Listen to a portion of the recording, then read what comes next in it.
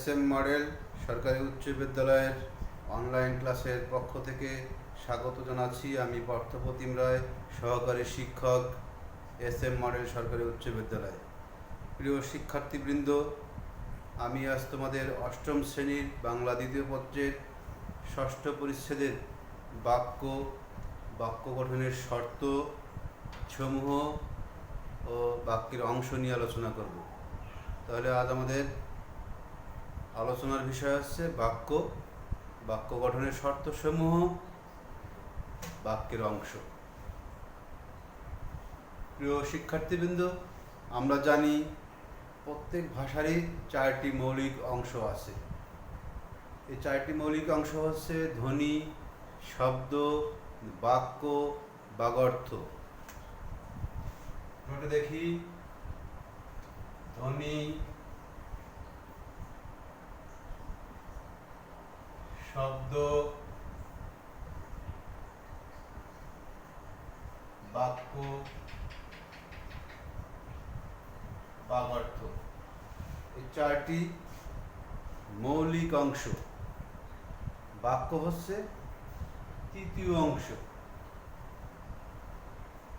আমরা জানি এক বা একাধিক ধ্বনি মিলে হয় একটি শব্দ, আবার এক বা একাধিক শব্দ মিলে হয় একটি বাক্য।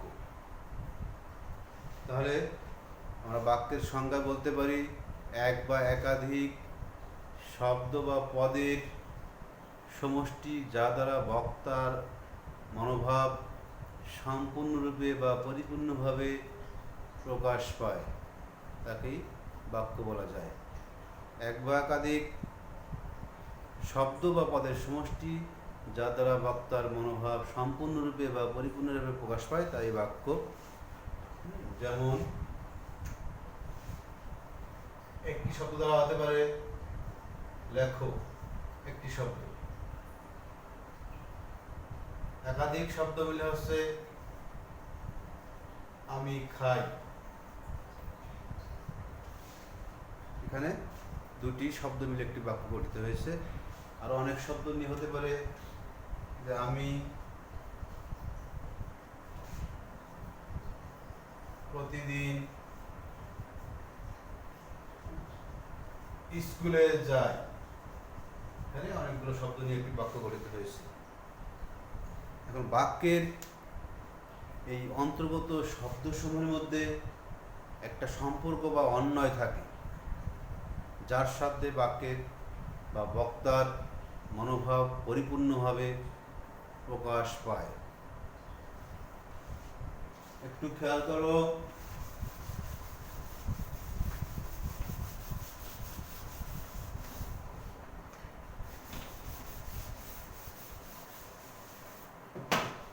আমরা দুটো উদাহরণ দেখি। গিয়ে পুকুরে বড় ধরেছি,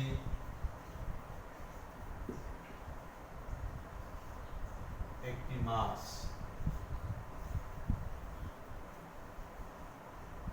খা খা অপু যাওয়ায় চলে করেছে বাড়িটি।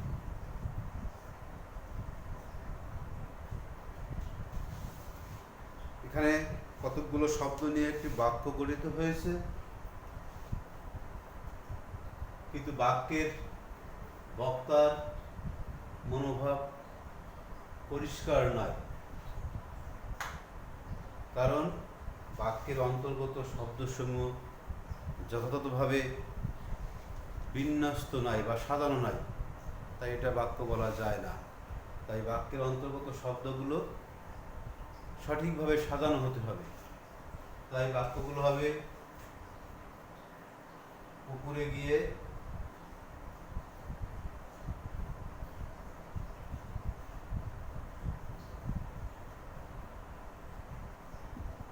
বড় একটি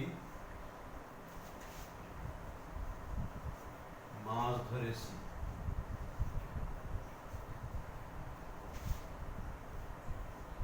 পরেরটা হবে অপু চলে যাওয়ায়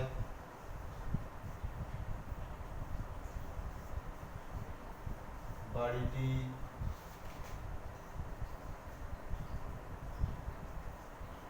খা খা করছে। এখন বাক্য দুটির মনোভাব পরিপূর্ণভাবে বা সম্পূর্ণভাবে প্রকাশ পেয়েছে, অর্থাৎ বাক্যের অন্তর্গত যে শব্দসমূহের মধ্যে অন্বয় থাকতে হবে বা সম্পর্ক থাকতে হবে এবং যথাযথভাবে সাজানো থাকতে হবে। বাংলা বাক্যসমূহ সাধারণত প্রথমে কর্তা, এরপরে কর্ম, এরপর ক্রিয়াপদ থাকে। যেমন আমি ভাত খাই, সেখানে আমি কর্তা, ভাত কর্ম, খাই হচ্ছে ক্রিয়াপদ। ইংরেজিতে একটু ভিন্ন আছে, ইংরেজিতে ক্রিয়াপদটা মাঝখানে থাকে, কর্তা ক্রিয়া কর্ম হয়, কিন্তু বাংলা হয় কর্তা কর্ম ক্রিয়াপদ। একটি সার্থক বাক্য গঠনের কতগুলো নিয়ম বা শর্ত বা বৈশিষ্ট্য আছে, সেগুলো নিয়ে আমরা এখন আলোচনা করব। একটি সার্থক বাক্য তিনটি গুণ বা বৈশিষ্ট্য আছে, সেগুলো হচ্ছে: এক, আকাঙ্ক্ষা;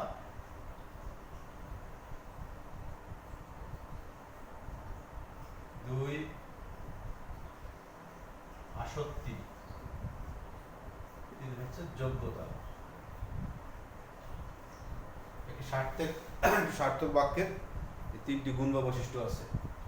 আকাঙ্ক্ষা, এখন আমরা যাই আকাঙ্ক্ষা।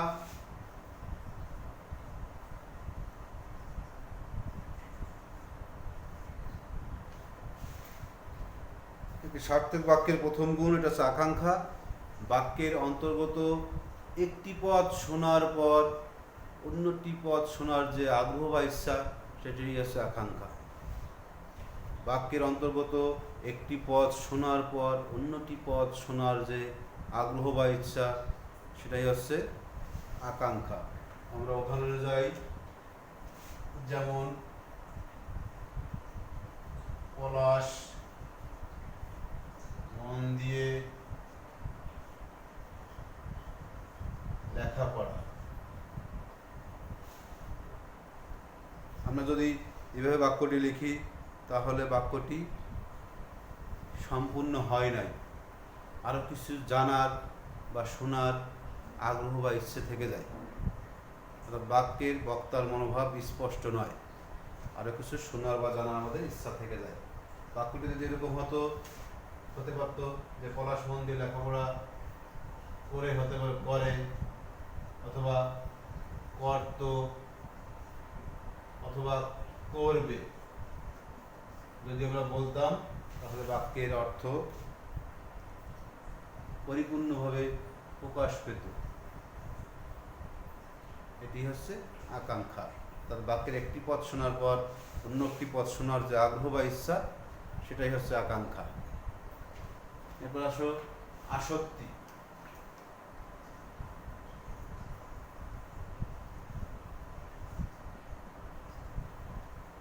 আসক্তি বাক্যের অর্থ সঙ্গতি রক্ষার জন্য বাক্যের অন্তর্গত শব্দসমূহ যথাযথভাবে সাজানোই হচ্ছে আসক্তি।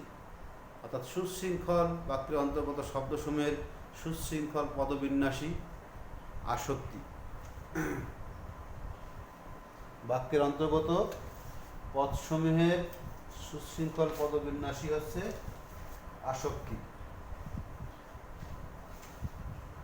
উদাহরণ দেখি আমরা। বাবা বাজার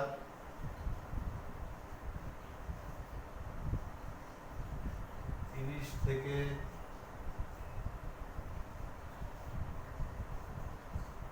এনেছেন। বাবা বাজার ইলিশ থেকে এনেছেন। এখানে বাক্যটিতে যেসব উপাদান থাকা দরকার, কর্তা, কর্ম, ক্রিয়াপদ সব কিছুই বিদ্যমান, কিন্তু বাক্যটির অর্থ বা বক্তার বক্তব্য এখানে প্রকাশ পায়নি। বক্তার বক্তব্যটি এখানে অস্পষ্ট, কারণ এখানে শব্দসমূহের, বাক্যের অন্তর্গত শব্দসমূহের বিন্যস্ত নেই, যথাযথ সাজানো নেই। বাক্যটি হবে বাবা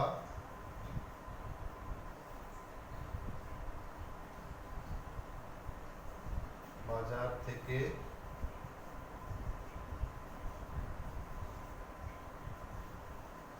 ইলিশ এনেছেন।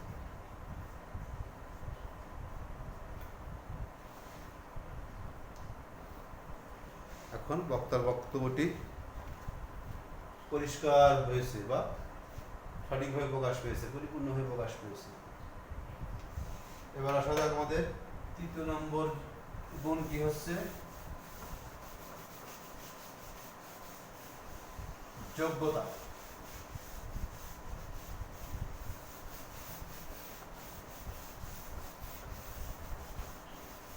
যোগ্যতা হচ্ছে বাক্যের অন্তর্গত শব্দসমূহের অর্থগত এবং ভাবগত মিলবন্ধনকেই বলা হয় যোগ্যতা।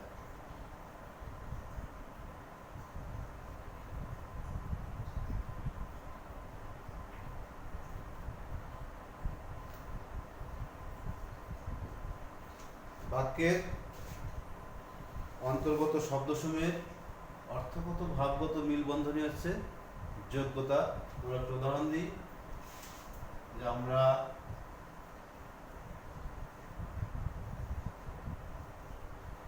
বড়শি দিয়ে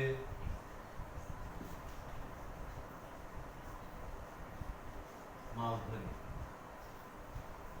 বাক্যটিতে শব্দসমূহের অর্থ এবং ভাবে মিল আছে, তাই এটা যোগ্যতা সম্পন্ন বাক্য। যদি আমরা বলে থাকি আমরা বড়শি দিয়ে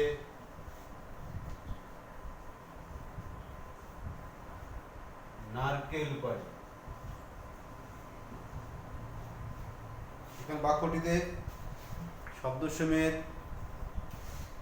অর্থগত এবং ভাবগত মিল নেই, এখানে ভাব এবং অর্থের অসঙ্গতি রয়েছে, এবং বাক্যটিতে বিশ্বাসযোগ্যতা নেই, কারণ আমরা জানি যে বড়শি দিয়ে আমরা নারকেল পাই না, বড়শি দিয়ে আমরা মাছ ধরি। তাই বলা হয় থাকে যে বাক্যের অন্তর্গত শব্দসমূহের অর্থগত এবং ভাবগত মিলবন্ধনকেই বলা হয় যোগ্যতা। এর হচ্ছে আমাদের বাক্যের 3টি গুণ, আকাঙ্ক্ষা, আসক্তি আর যোগ্যতা। একটা বাক্যের এই গুণগুলো বা বৈশিষ্ট্যগুলো থেকে থাকে। এখন আমাদের বাক্যের অংশ। বাক্যের অংশ 2টি, এক হচ্ছে উদ্দেশ্য, 2 হচ্ছে বিধেয়। আমরা ইংরেজিতে অনেকে জানি সাবজেক্ট আর প্রেডিকেট, বাংলাটাকে বলা হয় উদ্দেশ্য এবং বিধেয়। আমরা একটা উদাহরণ সাথে দেখি, শিমুল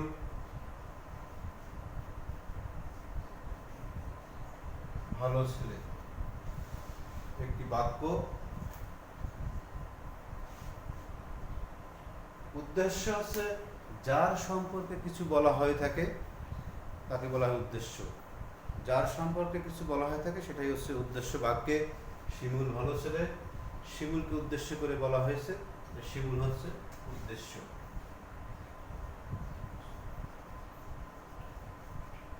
আর উদ্দেশ্য সম্পর্কে যা বলা হয়ে থাকে সেটি হচ্ছে বিধেয়। যেমন এখানে উদ্দেশ্য শিমুল, শিমুল সম্পর্কে বলা হচ্ছে ভালো ছেলে, অর্থাৎ এই ভালো ছেলেটা হচ্ছে বিধেয়। প্রিয় শিক্ষার্থীবৃন্দ, আশা করি তোমরা বুঝতে পেরেছ।